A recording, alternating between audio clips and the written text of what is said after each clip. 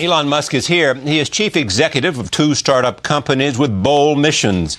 He leads Tesla Motors, the electric car company that has attracted attention from both car enthusiasts and environmentalists as well. The company's powerful Roadster, which can travel from 0 to 60 in less than 4 seconds, is entirely powered by batteries. The company plans to break into the mainstream auto market with an electric sedan as early as 2011.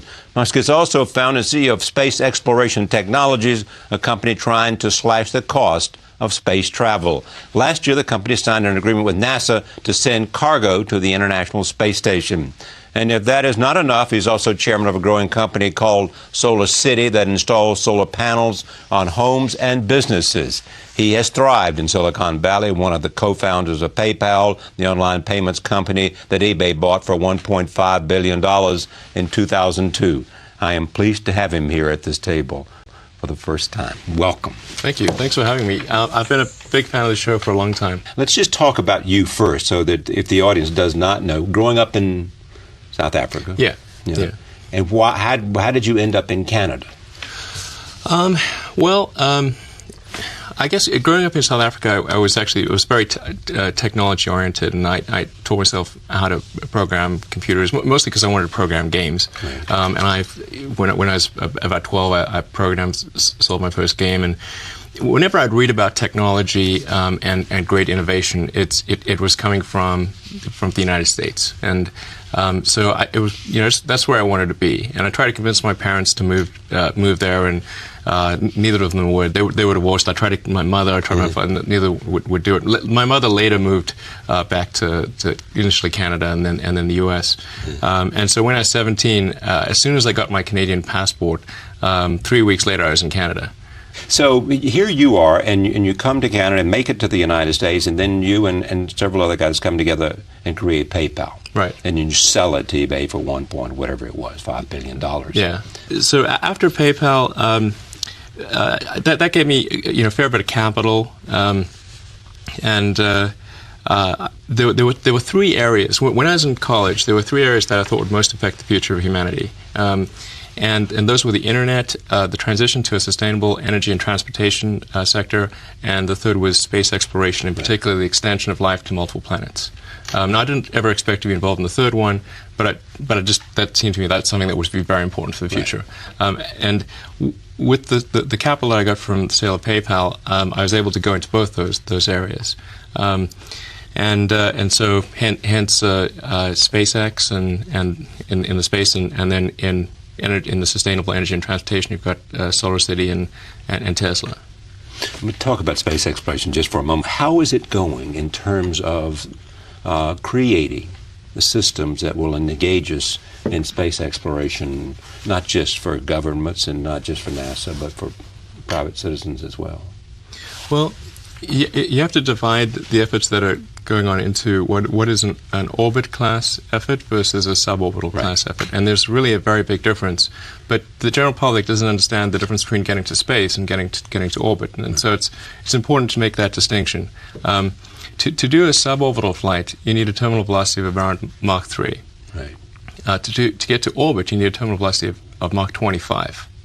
It's a huge difference, and because the energy required to do that scales with the square of the velocity.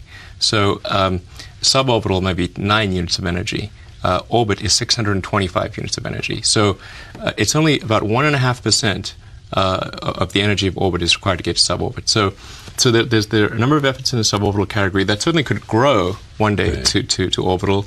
There's Jeff Bezos has an effort. And I know that's something that's pretty. Is Branson involved in this or not? Branson, absolutely. Right. Not so much directly from the technology standpoint, but from he's funding that development at scaled composites in California. And what are you doing? So we're in the orbit class, and that's it's a lot more capital, and that's really where you're sort of pushing the ragged edge of what's physically possible. And last year we got to orbit for the first time with our rocket, and that was certainly a huge relief and a milestone. Yeah, and so what's the next step? You get a rocket into orbit. Yeah. So next month we were putting a satellite for Malaysia into orbit, and then from Malaysia. For Malaysia. Oh, for Malaysia. Yes, right. A Malaysian satellite. But in the rocket business, the rocket company does the launch. It's not like the airline business. So you don't sell the rocket; you sell the launch. Right. And then later this year, we'll be launching our big rocket from Cape Canaveral. That's the Falcon 9, and that's the one that's going to be servicing the space station, among other things. Is there a philosophy here that somehow the private sector can do a lot more than it has done in areas that seem, because of the size, reserved for government? Yeah, definitely. The private sector is very good at optimization and innovation. I mean, private sector is generally better at doing things than the government. I think that's fair to say. But there are certain things that the government that are suited to the government, like basic research and that sort of thing. So as far as SpaceX, the reason that there hasn't been a huge number of a big improvement in the space industry, I think, is because of it's very difficult for Schumpeter's creative destruction process to come into effect, because it is such a significant amount of capital that's needed to start a rocket company, and it's a very difficult technical challenge. And the number of people that really understand rocketry in the world is a very small number. So it's really a huge barriers to entry. And that's why we haven't seen the forcing function of improvement that there should have been over the years. And your understanding came from this was not what you studied in college. Well, I studied physics. But studying physics and studying rocket science is a very different thing. Yeah, no, it gives you the basics. Gives you the basics, good framework, good analytical framework. Yeah. But no, I picked it up along the way. But what is your core competence, you think? You? I think it's technology. Technology, yeah. Technology. Yeah. If something has to be designed and invented, and you have to figure out how to ensure that the value of the thing you create is greater than the cost of the inputs, then that's probably my core skill. Now bring me to the car, and I drove a car this afternoon. So far, so good. Which was terrific. It's the Roadster. Yeah. Where does that stand? You obviously, I've been in the Google parking lot. Yeah. Okay. You've seen a few there. I've seen a few there. Yeah. I'm sure that's true in other places in Silicon Valley. Yeah. I don't know whether it's particularly a car that appeals to people in Silicon Valley because of interest in technology and high performance and lots of other things, or what? Whether there are a lot of rich people who are willing to spend that kind of money for something they think is on the cutting edge of causes they believe in, sustainable energy. Right. Tell me about where you are in this development of this electric car, which has, most of all, this extraordinary sort of power. Yeah. 0 to 60 time at 3.9 seconds, which is, this is extraordinary when you think about the sports cars and anything else that's out on the road today. Yeah, in fact, on the Top Gear test track, our standard Roadster beats a Porsche GT3. Exactly, which is my point. Not that's bad. A reference.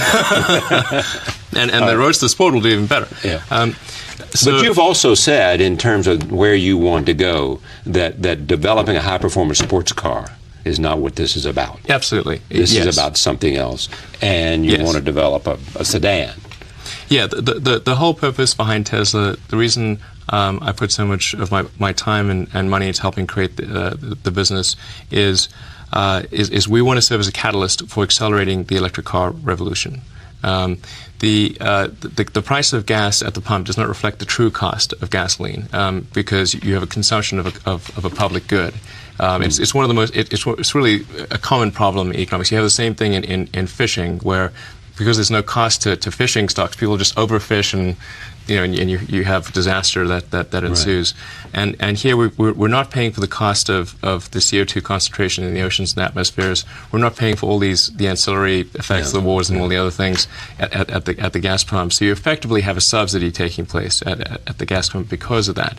So the only way to bridge that is with innovation. is to try to make electric cars better sooner than they would otherwise be. Now, suppose this is a hypothetical which may or may not speak to the point, but suppose 15 years ago, Right. let's say Bill Clinton as president, who talked about the road to the 21st century and all of that. Suppose he had said, I believe so much in sustainable energy that I want to make a commitment, and the federal government, using all of its resources, will develop an electric car with appropriate battery power that will change the face of the automobile industry in the world. Was that very doable? Now, Bill Clinton was elected in 1992, 17 years ago. Yeah. You could have made a reasonably good electric car around that time for a lot of investment. And should that have been done? Should the U.S. government have made that kind of... Otherwise, you will not be able to change the driving habits of Americans. Was it a worthwhile expenditure at that time? I think it probably would have been a worthwhile expenditure, but the thing that really helps electric cars is lithium-ion. Right. And when did that come around? I mean, explain why batteries has always been the great dilemma for developing an electric car. Sure. Well, the energy contained within a battery is so much less than is contained in gasoline that, I mean, it's really it's hard to quite describe. Another way to put it is the Tesla battery pack in the Roadster, which is the most advanced battery pack in the world. Right. The common reference is to call what is actually a cell a battery. Right. So a cell is the little single can of chemicals, and then if you have multiple cells, that's what actually a battery. Right. That's literally what a battery means. Right. Multiple cells. Multiple cells. Right. And usually, as the batteries get bigger and bigger, they get harder and harder to deal with. So the cell that we use is a commodity cell. Right. It's buy it anywhere. Pretty much, and it's the same sort of thing that's in any one number of laptops. Right. The challenge is combining those cells and having thousands of them, making sure they're safe, making sure they'll last for 200,000 miles or 100,000 over bumps and potholes and extremes of temperature and safe in a crash, and that compounds the problem massively. And you've got to make sure the charge and temperature is balanced across the whole thing. So the difficulty is really at the pack level much more than it is at the cell level. And that's really where the single biggest area of Tesla's expertise. Although I should point out that Tesla also has, we design and build the motor and the power electronics and the software that manages the whole thing. So those are important too, but the battery is the single most important thing. And the Tesla battery pack, to reference it to gasoline, it weighs about 1,000 pounds, and it has the energy content of 2.5 gallons of gasoline. So that means you've got to have a lot of charges. Well, what that means is that, but there's an advantage because the consumption of that energy is much more efficient in an electric car, and this is I'll get to why is the Tesla Roadster twice as efficient as a Toyota Prius, which is obviously not a sports car, right? And the reason is because an electric motor is fundamentally super efficient at turning energy into motion. So a good electric motor, such as the one that we have in the Tesla Roadster, is about 90% efficient at turning the electricity into motion, whereas a gasoline internal combustion engine is somewhere typically in the range of around 17 or 18%. Most of what it does is generate heat. So even though it's only 2.5 gallons of gasoline, that 2.5 gallons of energy content goes really far compared with if you had if that was okay compared to the Prius, but also compared to the new GM Volt. Right. How does it do in comparison with the Volt? The Volt is a different architecture. It uses it's a plug-in hybrid architecture. So it's I think got about a 40-mile or so battery pack. That's what they say, right? And then there's an engine with a generator that allows you to go beyond the 40 miles. Exactly. Right. And whereas ours is pure electric, and the strategy that we've decided to hew to is a pure electric strategy. I mean, I've been criticized sometimes for responding to questions like yours to explain why we've gone pure electric, and then people have taken that to be an attack on the Volt, which is not the case. I hope the Volt succeeds, and I think it can be a pretty good car. All that kind of thing. I don't take this as an attack. I'm asking questions. It's not, but I just wanted to put that. What I hope to do in this conversation with you is figure out what it is you've done, because you've got a fair amount of attention. Sure. Figure out why you're not further along than you are, or figure out why you are, and what your expectations are to do. And where is the game for you? I think it's taken a while for the industry to come around to this point, but I think it's largely at this point it's almost become conventional wisdom that the future is electric cars. Right. The only question is this interim period of this transitional period.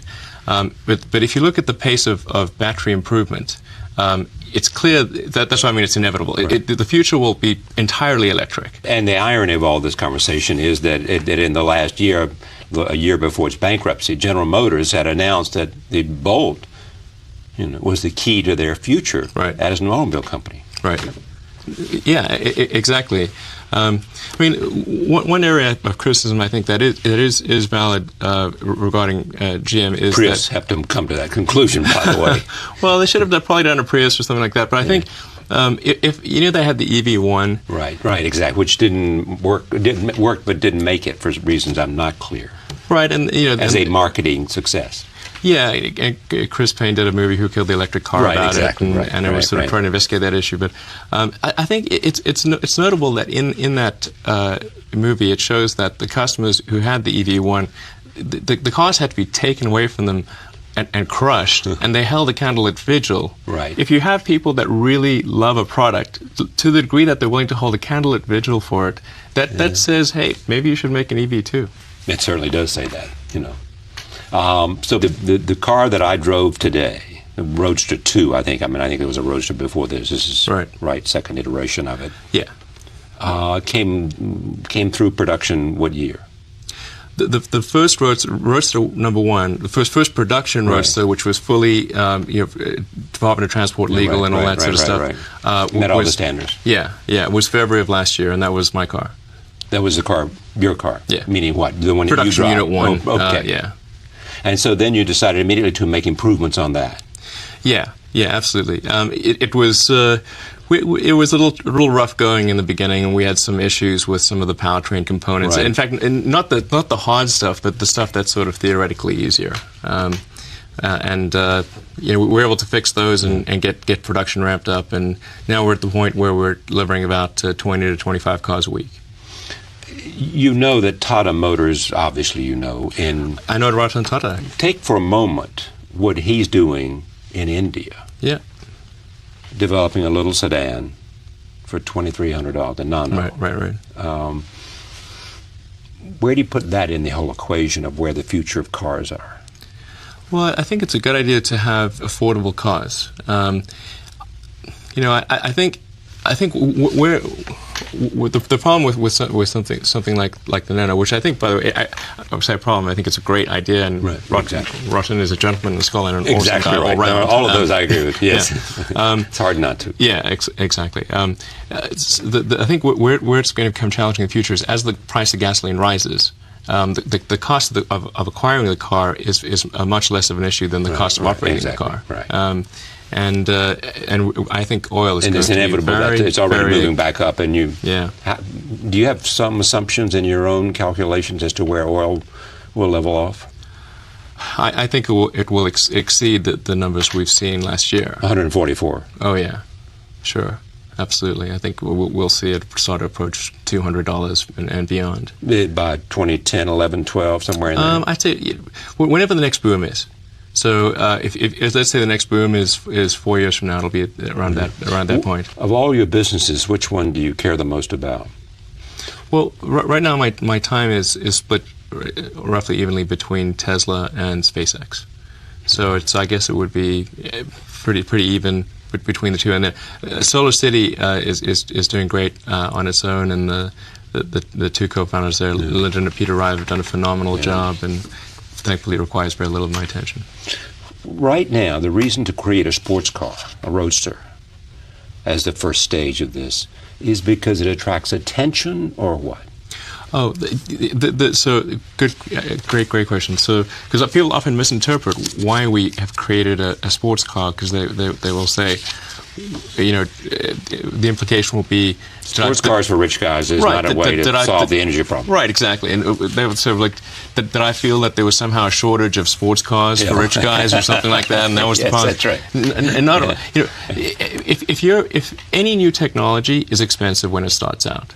And you can point to pretty much anything, and because the first thing that engineers are trying to do is make it work, and then when you make it work, then you optimize and you optimize and you optimize. And if you look at the early days of computers or cell phones or almost anything, even the early days of gasoline cars, they used to be toys for rich people until they were made affordable and mass production. Henry Ford came along. Yeah, and then you combine that with he invented the car. And then you combine that with the fact that we're just a little startup, there's just no way that we could afford $1 billion to make a giant car plant that would make hundreds of thousands of cars a year, because that's the kind of volume you have to get to make cheap cars. And then it's also the first iteration of the technology. So we had both a volume problem and a new technology problem. And so that naturally you have to reach scale. You have to reach scale, and you have to work the bugs out of the system, and so you got to make it, and you want to make your mistakes at a small scale. Okay, so how's that going? Reaching scale and being able to create a business plan that will enable you to reach a large audience, and create and continue the development of the technology that will make it even more attractive. It's going really well, actually. So we had a few bumpy years in the beginning, but at this point we're producing at a steady state of about an annualized production rate of about 1,000 Roadster sports cars a year. We unveiled our sedan a few months ago, which is a much more functional car, and it's a $50,000 car. So it's about half the price of the Roadster. And the production run, say, for the year 2010 for the Roadster will be? About 1,000. And for the sedan? The sedan is only coming out in 2 years. So in 2011 will be the first year. Right. And what's the projection for that? We're expecting to do 20,000 units a year for the sedan. It's always difficult to predict these things exactly, but our target is we'll produce a total of about 100,000 of them and about 20,000 a year, and there are going to be many variations on that. We'll do an SUV and we'll do other things, and then we'll do our third generation platform beyond the sedan. The Model S sedan will be a sub $30,000 car. So we're trying to get to mass production as soon as we possibly can, but that's both from the cars that we make ourselves, as well as the cars we do in partnership with others, like the Daimler deal you may have heard about. Right. And, yeah. So how do you measure the odds of success? Personally, I would say success for me, for Tesla, is that we've accelerated the advent of electric cars by at least 5 years.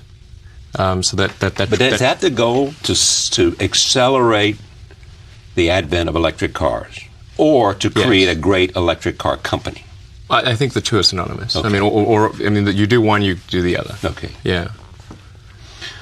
And why is it that it's happening by a guy who created a startup in 2003 rather than a whole range of sort of industrial automobile companies around the world, not just here? Fiat is a successful car company, and they own Chrysler. Right.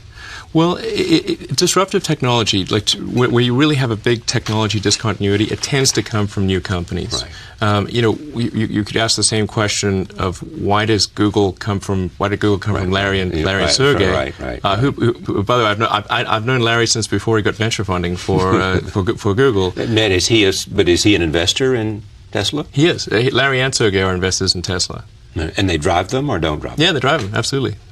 Because some of the criticism that comes at you and the company now is that you went out to seek a lot of external financing and did not reach your goals. Well, it's taking us longer to reach our goals, but we're definitely reaching our goals. Yeah. What was it? Raise $100 million, raise 40, or what was it? What was the goal? Well, I think some of the stumbles were were silly mistakes we made ourselves. Some of them were market externalities. And we were getting ready to raise, or we're in the process of raising about $100 million round. That began in sort of the summer of last year, and then ran into Force 5 hurricane. Right, exactly. An economic circumstance that took everything in sight. Yeah, and so that forced us to scale back our plans a little bit. We had to do a layoff. And we had to raise the money internally from existing investors. I had to put up a lot of the money personally, because there was just no money. And so it was sort of a hair-raising time for the company. But at this point, we're actually in good shape. We expect to be profitable in the third quarter. And that comes from the success of the Roadster. Yeah, and the Roadster, and we also have a powertrain supply business to Daimler as well for an electric smart that we're doing with them. Make the smart car an electric car. Yeah, the smart car was always intended to be an electric car, but they could never get the battery right. So a year and a half ago, we met with Daimler, and I was trying to convince them to work with us. We've really tried hard to work with a lot of different car companies, and what happened? Well, I guess they think, they sort of took the attitude of what does some little startup in Silicon Valley know that we don't know or couldn't do, and what would you say to them? Well, we'd say drive our car and look at our technology, and I don't know, it just never seemed to sort of sink in. But Daimler did, actually. So I went through Stuttgart one day on the way to India, actually, and met with Dr. Weber, the head of global R&D, and we had a conversation. I said, well, what does it take for us to work together? We'd love to do something. We'd love to do something with an affordable mass market car that we ourselves couldn't do right now because we don't have the capital and resources. Most of it. Yeah, and so I said, what about an electric smart? And because the smart was always intended to be an electric car, and what would it take for us to work together? And he said, well, if you could do a prototype, that would really go a long way. So we did. We worked really hard. The powertrain team, led by J.V. Straubel, did an awesome job. And 40 days later, when they came out to visit, we said, here's the car, take a drive. And they really liked what they saw. And so what did they do then? Then they said, okay, well, let's take it sort of another step further, and they gave us a little R&D contract, and eventually got to the point where we got a contract for to supply 1,000 cars for them, and then if we do well in that, we'll potentially go into tens of thousands of cars. But this is a car that everyone could afford, and could hopefully come quite soon. Do you have a profile of the people who you think will want to buy these Roadsters? Yeah, absolutely. It's the kind of person who likes a performance car. Maybe they own a Porsche or a Lamborghini or something. This car is actually faster than a Lamborghini 0 to 60. Yeah, it's I think faster than almost anything. Anything I know of. Yeah. I mean, there's like things. The really sort of $1 million supercars. Obviously, those will beat it. Like the Ferrari Enzo is going to be faster. Right. Exactly. But it's pretty much faster than any normal sports car. And it's really easy to drive. If you want a high performance car with a clean conscience, this is the only option. And the sedan is going to be for someone that wants a great sedan and also a clean conscience, and it's also going to be cheaper to operate than So. Right. You are, as you well know, a controversial guy as well. I try not to be controversial, but it seems controversy seems to find me. It finds you. It finds you because you think big. You're a software guy who has been successful in the private sector. Yeah. And see no reason you can't do things that other people have not been able to do, no matter how large the corporate enterprise. Create the best electric car, or B, put privately astronauts in space, which you say you will do in 2 years? Well, yeah, it sort of depends on when NASA asks us to do that. If NASA turns on access to do that this year, which we're hopeful that they will, the White House has convene a panel on the future of human spaceflight. That panel is going to make the recommendations in a few months. I hope that some of those recommendations will be favorable to SpaceX, because the alternative is if SpaceX doesn't do it, we will be entirely dependent on the Russians to carry our astronauts to the space station after 2010. And billions of dollars will be spent on essentially a sole source situation to the Russians, which I think is outrageous. And you haven't taken advantage of the opportunity to go in space yourself, have you? No, I've not. Have you wanted to?